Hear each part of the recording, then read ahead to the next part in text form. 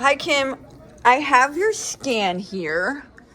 It's actually much better than what you may have thought it was this morning when you saw just like the numbers down here. So let's take a look at it.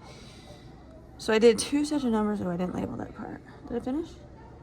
Yeah, I did. I did 2 sets of numbers. Black is the scan you just took this morning versus the scan you took on 4/25, so just about 6 weeks ago.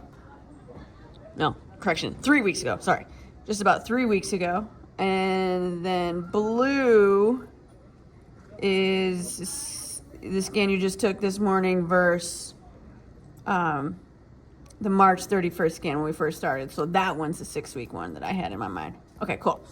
So let's go over this scan versus 3 weeks ago. So that's the numbers in black. Water's down 0.4 pounds. Nothing to really report there. Your dry lean mass is actually equal. You did not gain or lose any muscle cells. And your skeletal muscle mass is down 0.8. So I think the reason why that's registering as it is because of this water fluctuation. Sometimes it'll do that. And it's oh so subtle.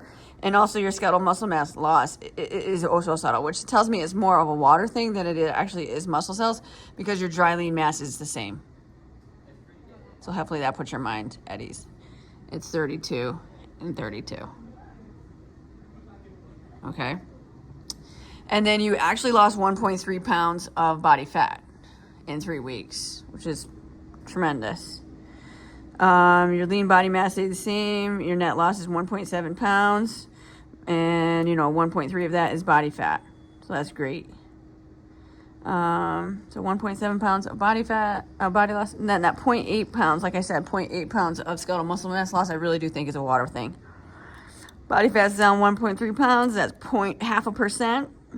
And then your right arm lost the ability to support your body weight by 1.9%. Left arm gained 0.3%. Trunk lost 0.5%. None of those are worth really reporting.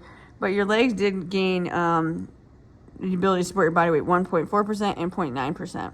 Where did you lose body fat from? 0.3 pounds off your left arm. Right arm stayed the same, 0.9, almost a pound off of your core, and then 0.2 pounds off of each leg. And your visceral fat levels went down 1 level. So all that stuff is really, really good. Just even your visceral fat levels going down a level. And now what we're going to take a look at is your scan that you took this morning versus the scan that you took to start the program, March 31st, so like a 6-week period, almost 7 weeks. And those numbers are in blue. So same thing, water fluctuation was 1.1, 1.9. Yeah, it's 1.5 less, something like that. Yeah, 1.5 less. Yeah, that makes sense. And then your dry lean mass is down 0.4, not even half a pound. And then you lost 1.5 pounds of body fat. So your lean body mass is down 2 pounds, but 1.5 of that is water fluctuation. So your net loss is 3.5 pounds, most of that being a water fluctuation there, and the other 0.5 of it being fat loss, which is great. Body weight's down 3.5 pounds.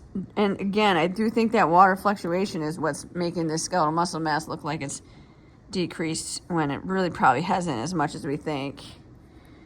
And then your body fat is down 0.6%. Right arm lost ability to support body weight 5.2%. Left arm 2.9%. Core 2.9%. And both your legs gained. But again, I do think, we're talking water fluctuation more than anything.